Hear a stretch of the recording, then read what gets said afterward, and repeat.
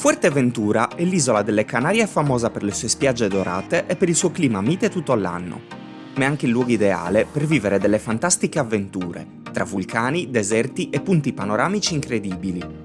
Quindi, se state organizzando il vostro prossimo viaggio nella seconda isola più grande delle Canarie, vi consiglio di prendere carta e penna, perché in questo video vi mostrerò tutti i luoghi da non perdere.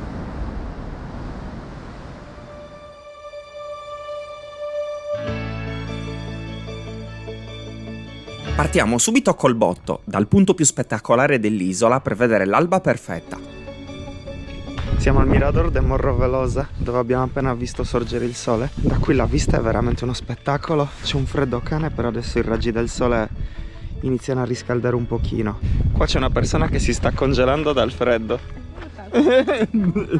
Cioè ci ha rotto le palle, che si voleva alzare presto per vedere l'alba e non ha messo un piede fuori dalla macchina. In effetti a gennaio le Canarie possono regalarti sia un tuffo al mare che una brezza fredda come questa nelle prime ore del mattino.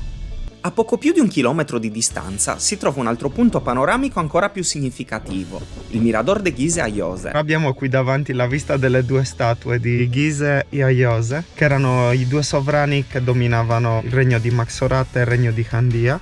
La leggenda dice che questi due sovrani fossero fortissimi e in grado di scacciare via, di combattere un cane rabbioso con una mano mentre con l'altra bevevano. Però quando arrivarono i normanni guidati da Jean de Bethencourt furono sconfitti e nominarono come nuovo sovrano proprio Bethencourt. Qui sotto c'è la città di Betancuria, che proprio prende il nome da Bethencourt ed è stata la capitale per tanti anni prima di Puerto del Rosario. È il villaggio più antico, è l'unico che conserva le case originali di Fuerteventura. A differenza ad esempio di Lanzarote, infatti, quest'isola non è stata in grado di tutelare e valorizzare adeguatamente la propria architettura tradizionale. Da qui l'importanza di questo centro storico, fondato nel 1404 e divenuto il primo nucleo abitato dei colonizzatori spagnoli nelle Canarie. Non è un caso che qui si trovi la Iglesia de Santa María Betancuria, la prima opera religiosa coloniale costruita sull'isola. Plaza Concepción, proprio adiacente alla chiesa, è invece lo scorcio più bello del villaggio. Se volete sedervi a mangiare, vi consiglio invece La Sombra, un ristorante dove ci siamo potuti immergere in un'atmosfera verdeggiante e rilassante.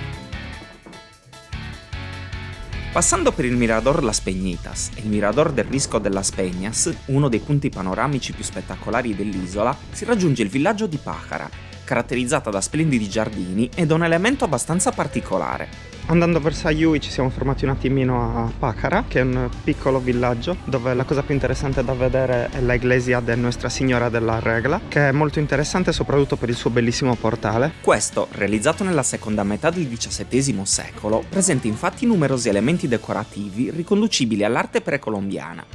Stilizzazioni del sole e una testa ornata da un pennacchio di piume ricordano infatti alcuni cerimoniali maya-aztechi. Gli studiosi hanno ipotizzato varie teorie, ma la reale origine di queste icone resta ancora avvolta dal mistero. Ma ancora più vicino al parcheggio per uno dei sentieri naturalistici più belli dell'isola, quello che conduce allo spettacolare Arco de las Peñitas. Purtroppo trovare questa meraviglia della natura è molto complicato e molte persone non riescono a raggiungerlo. Per questo è molto importante che seguiate le mie indicazioni. Allora, molta attenzione perché qui è facile perdersi, però dovete trovare il sentiero fin dall'inizio e seguirlo. E tenere sempre a mente quel gruppo di rocce che ci sono là sopra, perché lì si trova l'arco. A farvi compagnia durante il percorso troverete probabilmente decine di scoiattoli. Questi, grazie alla loro spavalderia nel prendere cibo direttamente dalle mani, sono diventati una delle attrazioni turistiche dell'isola.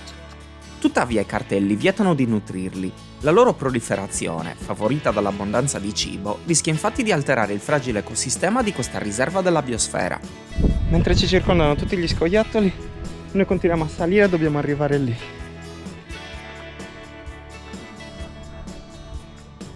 Perché? Vai lì!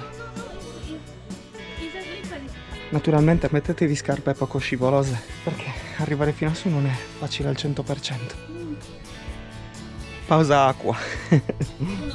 Ho già bevuto. A un certo punto si arriva a questa roccia quasi orizzontale che forma una grotta, però bisogna andare sul lato destro, da quella parte. Alla fine i nostri sforzi vengono finalmente ripagati dalla vista dell'Arco de las Peñitas, una formazione naturale sorprendente.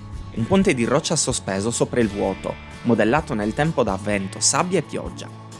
Ma l'Arco non è solo. Fuerteventura è un museo geologico a cielo aperto, dove la natura si è divertita a creare sculture bizzarre affascinanti da raggiungere con incredibili escursioni. Un'altra molto popolare è ad esempio quella del Barranco Encantado, che si trova invece a nord dell'isola. Una volta rifiatato e scattata qualche foto, noi salutiamo l'Arco e riprendiamo il nostro cammino verso il Barranco de las Peñitas. Questo canyon, raggiungibile anche dal villaggio di Vega di Rio Palmas, è noto per il suo paesaggio unico, che alterna pareti di granito, palme e una vegetazione rara per l'isola, generata dalla presa de las Peñitas, una diga che trattiene acqua e umidità. All'interno della valle si trova anche l'antica chiesetta dell'Ermita della Peña, dedicata alla patrona dell'isola. Per tornare al parcheggio decidiamo di scendere tra le rocce del ruscello, ma questa scelta si rivela un po' azzardata. Allora passare da dentro il burrone è pericolosissimo. Non so come cavolo abbiamo fatto già a raggiungere questo punto e adesso dobbiamo trovare la strada. Ok, alla fine ce l'abbiamo fatta ad arrivare dalla chiesetta qui rischiando di morire. E adesso finalmente possiamo raggiungere la macchina e andare a vedere un posto differente. Nonostante la fatica, giungiamo tutti interi alla tappa successiva di questa incredibile giornata. Ahui è un piccolo villaggio di pescatori dove si trova una bellissima spiaggia di sabbia nera.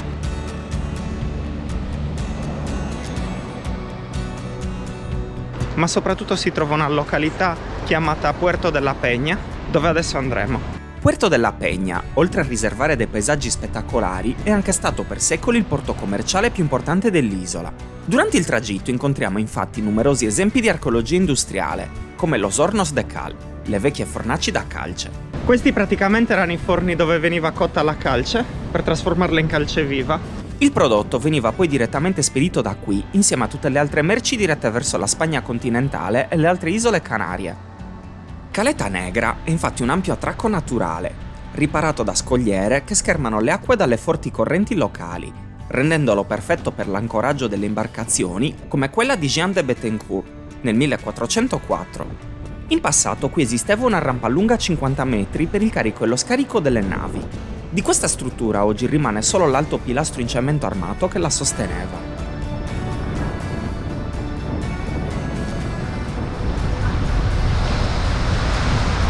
Superato questo elemento si può accedere invece alle due grotte interconnesse di Ahui e contemplare da vicino tutta la potenza sprigionata dalle onde del mare.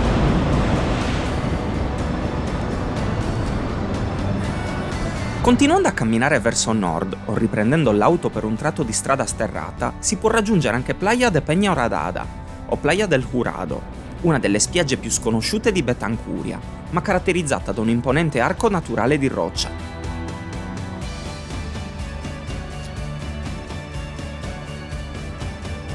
E anche da un archetto un po' più piccolo dove scattare belle foto. 1, 2, 3. Tutta la costa occidentale, molto meno turistica e popolata, è caratterizzata da spiagge remote e selvagge. Andando verso sud è possibile ammirare ad esempio Playa de la Solapa, Playa de Vigocho e Playa de Garci, divenuta famosa per le foto dei resti della nave naufragata American Star, un relitto che però non è più visibile dai primi anni 2000. Per concludere la giornata nel migliore dei modi, potreste decidere di fare anche un salto al vicino Mirador de Sucasumbre, famoso per essere il punto migliore dell'isola dove ammirare le stelle. Noi ritorniamo invece verso Puerto del Rosario, capoluogo di Fuerteventura dal 1860, dove io, Diana e i miei fratelli Diego e Michela abbiamo deciso di soggiornare, in virtù della sua posizione strategica al centro dell'isola. Oggi Puerto del Rosario è una cittadina portuale moderna, dove si possono trovare gran parte dei servizi e della popolazione dell'isola. Il suo lungomare, adiacente al porto, rappresenta un vero e proprio museo a cielo aperto, dove sono disseminate più di 100 opere scultoree, che lo rendono molto piacevole da percorrere a piedi. Qui si possono anche ammirare una piscina naturale, alcune tradizionali abitazioni bianche dei pescatori, lo scheletro di una balena e le vecchie fornaci da calce della famiglia Morales, attività in passato molto importante per l'economia dell'isola.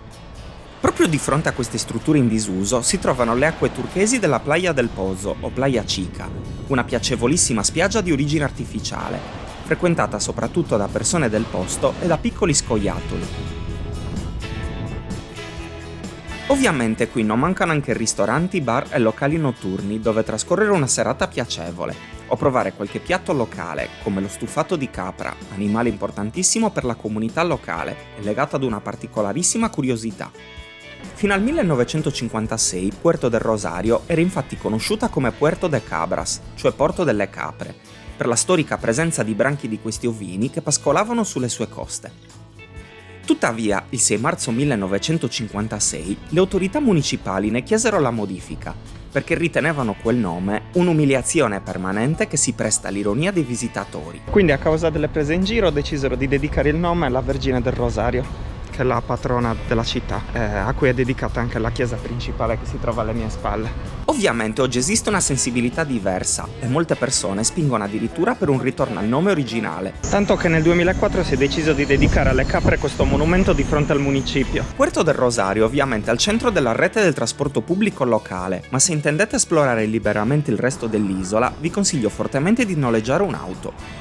Questo infatti è l'unico modo che abbiamo per poter continuare ad esplorare la selvaggia costa occidentale dell'isola. Qui incontriamo un altro tesoro nascosto per chi ama i forti contrasti. Siamo arrivati adesso a Playa del Valle, dove le onde sono veramente impressionanti. La particolarità di questa spiaggia però sono las aguas verdes, che sono praticamente queste piscine naturali protette dalle correnti fortissime che stanno lì. Le pozze d'acqua che caratterizzano 6 km di costa sono il luogo perfetto dove fare un bagno tiepido e rilassante nei momenti di bassa marea. Noi invece, essendo arrivati con la brezza fresca del mattino, ci accontentiamo di ammirare lo spettacolo e proseguire verso nord. Qui la costa prende la forma di un'alta scogliera, interrotta dalle acque calme del Verde Canyon di Los Molinos. C'è Diego che sta mangiando e quindi c'ha tutte le occhi intorno. Questa è la prima volta che tra Lanzarote e Fuerteventura vedo un ruscello con acqua. Siamo arrivati a Los Molinos, che è un piccolo villaggio abbastanza grazioso e tranquillo qui sulla costa. Questa località è famosa per il suo piccolo insediamento di case di pescatori. Il loro colore bianco sembra quasi risplendere grazie al forte contrasto con quello scuro della sua spiaggia, fatta di ciottoli neri. Ad incorniciare il paesaggio da cartolina sono invece presenti possenti scogliere vulcaniche, dove il boato delle onde dell'oceano sembra quasi voler soffocare ogni suono prodotto dalla presenza umana. Ancora più selvagge e difficili da raggiungere le spiagge del settore nord-occidentale dell'isola, come Playa de Arubio, Playa de Tebeto, Playa dell'Esquinzo e Playa dell'Aguila. Noi proseguendo ancora più a nord raggiungiamo invece una località abbastanza turistica. Adesso siamo arrivati a El Cotillo, una delle località più famose di Fuerteventura. Diciamo che qui si trova un sistema di spiagge modellato attraverso queste rocce vulcaniche che possiamo vedere nello sfondo. Infatti questa parte qui si chiama Playa de los Lagos. Allora, in mezzo a Playa del Cotillo abbiamo trovato quest'angolino dove le colate vulcaniche sono state riempite di sabbia bianchissima e morbidissima, quindi qui è veramente uno spettacolo. Sempre vicino al centro si trovano la bellissima Playa Chica e uno dei fari più importanti dell'isola. Il faro del Tostón è uno dei posti più a nord dell'isola, da cui si può vedere tutta la parte meridionale di Lanzarote. Lì si trova in quella zona. Proprio di fronte a questa struttura si trova Playa de los Charcos, un altro sistema di piscine naturali incastonato tra spettacolari dune di sabbia modellate dal vento. Questo paesaggio remoto e incontaminato, dove l'asfalto lascia spazio alla polvere e al vento, ci accompagna lungo il selvaggio nord dell'isola. Seguiamo la strada bianca che si snoda tra dune e scogliere, guidandoci verso uno dei luoghi più iconici di Fuerteventura. Siamo appena arrivati nella famosa spiaggia dei popcorn. Però devo dire che tutto lo scenario intorno merita, cioè non è soltanto perché ci sono le pietroline a forma di popcorn.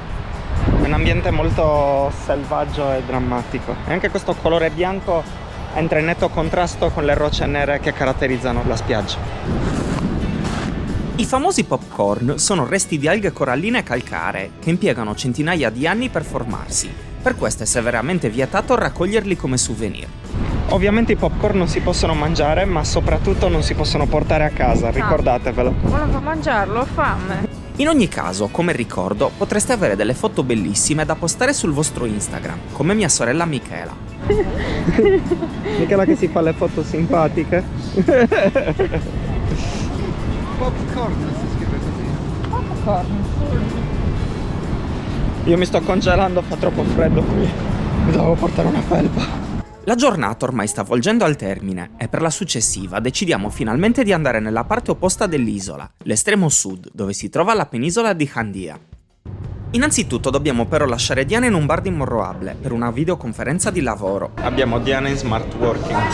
Poi ci dirigiamo verso il punto più remoto di tutta l'isola. Destra e prendi carretera Punta de Andia. Abbiamo appena lasciato Morroable, che è la porta di questa parte dell'isola, che è la penisola di Handia. Avremo circa 20 km di curve adesso da fare, perché siamo appena entrati nella strada che porterà alla Playa de Cofete. Saranno 20 km di strada bruttissima, senza guardrail. Allora praticamente è passato un autobot che ha bagnato tutta la strada, l'ha resa fangosa. Guardate tutti gli schizzi di fango che adesso ci sono nella macchina. Praticamente stiamo facendo un rally per arrivare lì. Però il paesaggio è veramente bello. Nonostante le viste spettacolari, guidare in questo tratto di strada non è per niente uno scherzo. In teoria sarebbe molto più comodo usufruire del servizio di autobus con partenza da Morroable, ma la scarsità di informazioni precise, i posti limitati e le recensioni negative ci hanno spinto a scartare questa opzione. Dopo circa 40 minuti, di cui buona parte in salita, raggiungiamo finalmente il mirador della Degollada Agua Oveja, o mirador de Cofete, che offre una prima fantastica vista sulla spiaggia sottostante. È bellissima da qui la vista. Adesso dobbiamo scendere giù, c'è una discesa abbastanza verticale sempre da fare con la macchina. Finalmente stiamo arrivando a Playa de Cofete. L'ultimo tratto da guidare, totalmente in discesa, si dimostra addirittura ancora più impegnativo del precedente e nonostante la vista incredibile è meglio non distrarsi nemmeno un secondo. Per fortuna arriviamo tutti interi al parcheggio, ma le condizioni della macchina parlano da sole. Allora guardate un po' come si è ridotta la macchina per arrivare fino a qui. Abbiamo fatto il rally e adesso finalmente siamo a Playa de Cofete.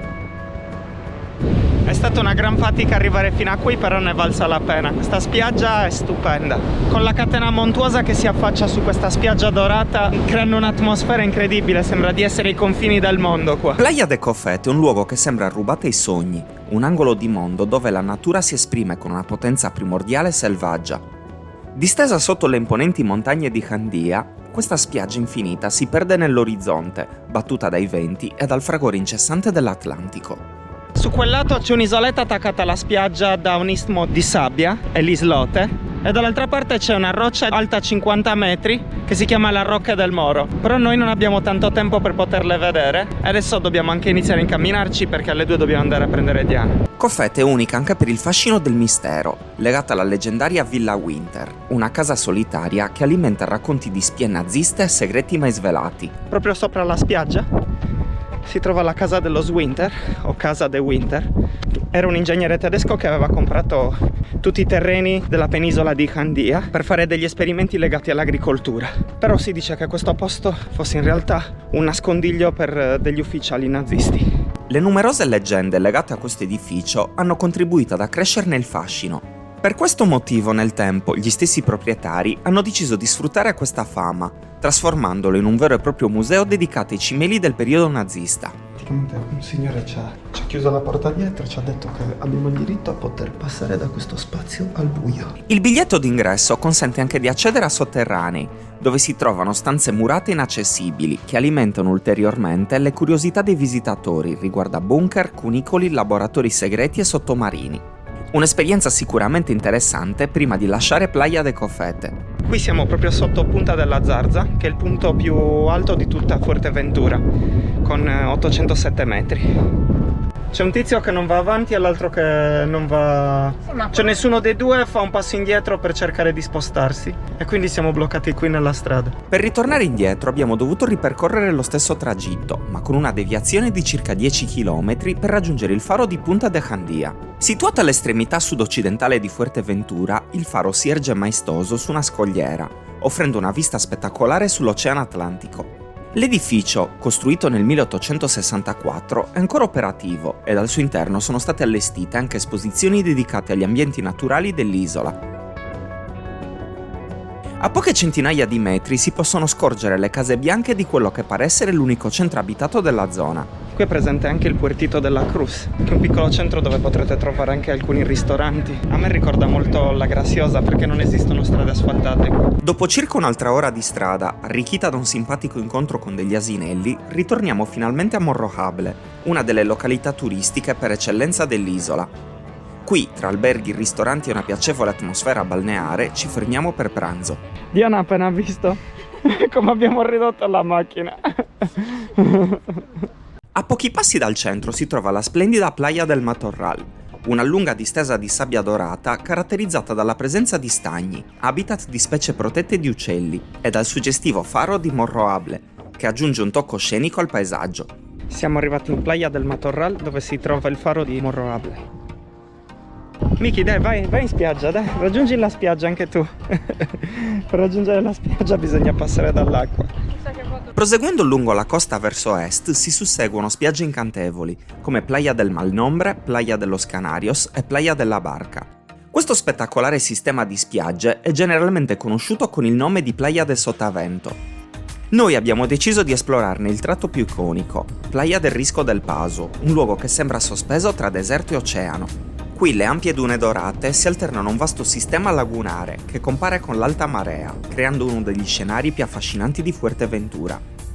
Un paradiso per surfisti amanti della natura, ma per noi semplicemente il posto perfetto per godere di un magnifico tramonto.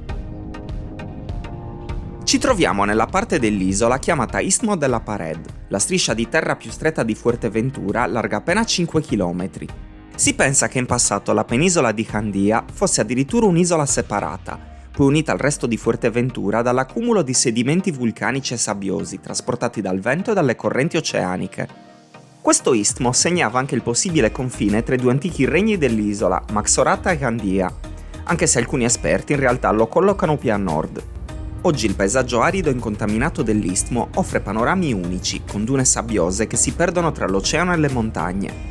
Per ammirarlo al meglio ci siamo diretti verso il villaggio di La Pared, affacciato sulla costa occidentale.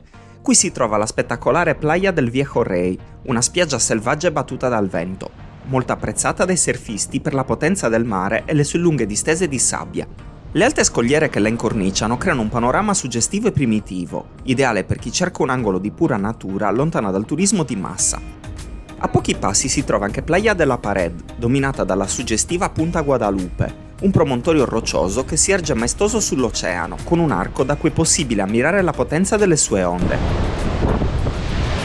A soli 15 minuti di distanza, spostandoci verso la costa est, si arriva alla Lajita, dove se siete interessati è possibile visitare il giardino botanico e lo zoo dell'isola. Seguendo il litorale si incontra Las Playitas, un pittoresco borgo di pescatori con le sue caratteristiche casette bianche affacciate su un piccolo golfo. Da qui, risalendo una strada che offre scorci mozzafiato, si raggiunge il suggestivo faro dell'Entellada, che domina l'Atlantico dall'alto di una scogliera, segnando il punto di Fuerteventura più vicino all'Africa. Lasciando alle spalle questo spettacolare punto di osservazione, si arriva a Pozo Negro, un altro piccolo villaggio marinaro immerso in un paesaggio arido e vulcanico. Qui, tra le sue poche case tradizionali e la spiaggia di ciottoli scuri, il tempo sembra essersi fermato. Nei pressi di questa località si trova il poblado dell'Antalaita, probabilmente il sito archeologico più importante dell'isola. Il villaggio di Antalaita è un villaggio pre-invasione dei normanni pre-Betancourt, quindi realizzato dalle popolazioni locali, i Maos, e qui si possono vedere un sacco di edifici appartenenti a quel periodo, pre-1500. Esplorare queste rovine offre quindi un'interessante prospettiva sulla vita preispanica di Fuerteventura. Proseguendo lungo il tragitto raggiungiamo Caleta de Fuste, una delle mete turistiche più frequentate. Qui si trova Playa del Castillo, che prende il nome dalla presenza del Castillo de San Buenaventura. Poco distante affiora una piscina naturale, gioiello molto ambito per scattare una foto quando si trova in particolari condizioni di bassa marea. Las Salinas de Carmen sono invece un'antica salina ancora attiva, che testimonia l'importanza della produzione del sale nell'economia dell'isola. Noi ci siamo limitati ad osservarle dall'esterno, ma rappresentano una delle attività storiche di Fuerteventura, insieme alla coltivazione dell'aloe vera e alla produzione del celebre queso majorero, il tradizionale formaggio di capra a cui è stato persino dedicato un museo dove è possibile fare delle degustazioni. Il cuore rurale dell'isola è visibile anche nei mulini di Tefia, dove è stato allestito il Museo dell'Alcogida, un villaggio restaurato che ricostruisce la vita contadina di Fuerteventura. Il paesaggio circostante è dominato da un elemento naturale che per secoli ha acceso l'immaginazione degli uomini. Ci siamo dovuti coprire perché adesso siamo di fronte alla montagna Tindaya, la montagna sacra per i Maos, le popolazioni che vivevano qui prima dell'arrivo dei Normanni. C'è la possibilità di salire e visitarlo con un trekking, però noi, essendo un po' a corto di tempo, abbiamo deciso di venire ad ammirare questa montagna dall'alto del mirador di Vallebron, che è uno dei mirador più spettacolari di Fuerteventura. Però adesso siamo quasi al tramonto ed improvvisamente la temperatura si è abbassata e c'è un freddo gelido. C'è da fare una piccola camminata a piedi, però non troppo lunga. Qui il vento soffia fortissimo e ci sono le nuvole che baciano la sommità di questa montagna. Dalla cima del mirador de Vallebron il paesaggio si apre in tutta la sua grandiosità. Vallate ondulate e terre aride si estendono fino all'orizzonte, modellate dal tempo e dal vento. Ma Fuerteventura è anche un'isola di origine vulcanica e noi non possiamo andarcene senza prima aver scalato almeno uno dei suoi maestosi crateri. Abbiamo appena parcheggiato la macchina all'Ajares e adesso stiamo andando per fare il cammino del vulcano Calderón Hondo. I sentieri sono tutti segnati abbastanza bene. Noi scegliamo di percorrere quello che la biforcazione va verso sinistra, lasciando alla nostra destra il rilievo chiamato Montagna Colorada. La prima parte è tutta in salita, quindi noi già stiamo morendo, però non sembra un trekking complicato. Adesso che abbiamo raggiunto quasi la cima del primo vulcano, ci stiamo rendendo conto che in realtà il percorso vero e proprio deve ancora iniziare. Infatti adesso vediamo davanti a noi un vulcano ancora più alto. Il secondo è il vero e proprio vulcano Calderón Hondo. Il cammino, a momenti un po' faticoso, si snoda tra pietra lavica e tratti sabbiosi, con panorami che si fanno sempre più vasti man mano che guadagniamo quota. Dopo circa 45 minuti di cammino raggiungiamo finalmente la cima del vulcano, che con i suoi 278 metri di altezza domina la zona circostante. Davanti a noi si apre il suo imponente cratere, profondo circa 70 metri e con un diametro di 100 metri, un perfetto esempio della potenza geologica che ha formato l'isola. Qui sta scendendo il tramonto, sta scendendo il buio, quindi ci dobbiamo muovere se vogliamo fare il giro di tutto il vulcano.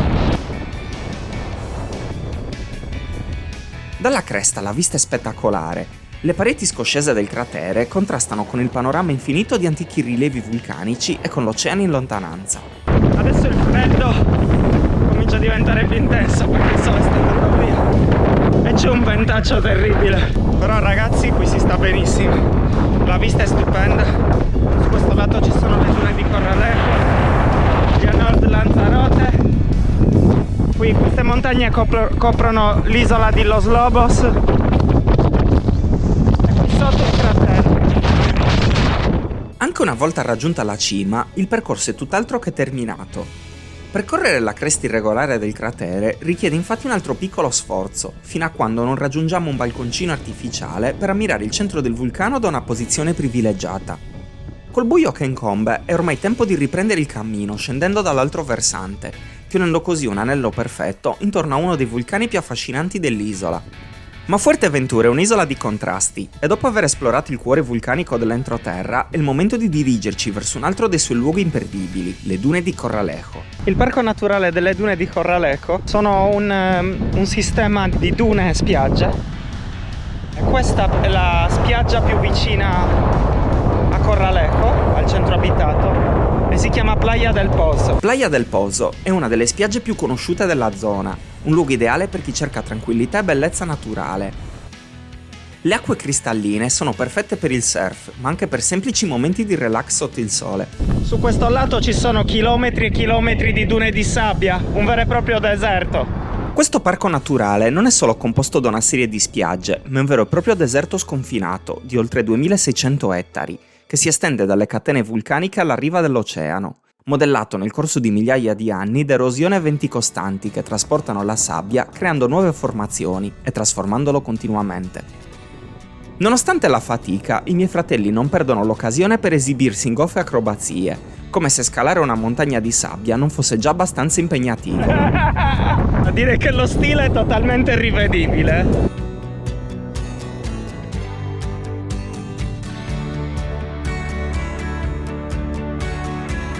Continuando lungo la costa arriviamo a Playa del Moro, una delle spiagge più spettacolari di Fuerteventura, famosa per il suo fascino incontaminato e l'acqua cristallina. Un'altra sosta è Playa del Moro.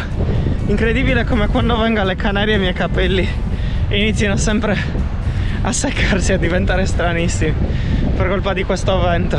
Questa spiaggia è un vero e proprio paradiso per chi cerca un angolo di tranquillità lontano dalla folla. Il paesaggio che la circonda è mozzafiato, con il contrasto tra il bianco della sabbia e il blu intenso dell'oceano. Dopo una giornata faticosa tra le dune di Corralejo, è arrivato poi il momento di spostarci verso l'omonima cittadina, uno dei centri più turistici dell'isola. Qui possiamo godere di un'atmosfera vivace e naturalmente non possiamo perdere l'occasione di mangiare tutti insieme una cena a base di pesce fresco. Alioli, mojo verde e mojo rojo. Miki, che stai mangiando? Una buonissima paella.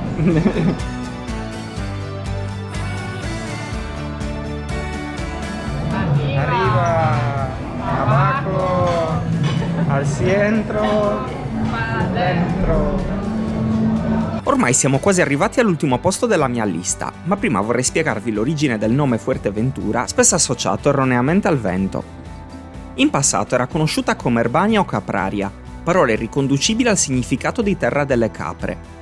Una spiegazione romantica invece del nome moderno vorrebbe che Jean de Bettencourt, viste le difficoltà a giungere fino a qui, avesse esclamato «Che forte avventura!» ed allora si chiami così. Ma in realtà le isole Canarie erano conosciute dai romani con il nome di Fortunate Insule, ovvero le isole fortunate. E il primo nome simile a Fuerteventura fu coniato dai naviganti catalano-maiorchini, che la chiamarono nella loro lingua come Forteventura, che significa la grande fortunata, come testimoniano alcune cartografie del 1300. Il nostro viaggio è ormai terminato, ma devo ancora svelarvi una delle esperienze più memorabili del nostro soggiorno. Proprio dal porto di Corralejo partono giornalmente i collegamenti per Lanzarote e la piccola isola del Lobos, ultimo posto del nostro elenco, dove noi abbiamo trascorso una giornata incredibile che però vi racconterò nel prossimo video.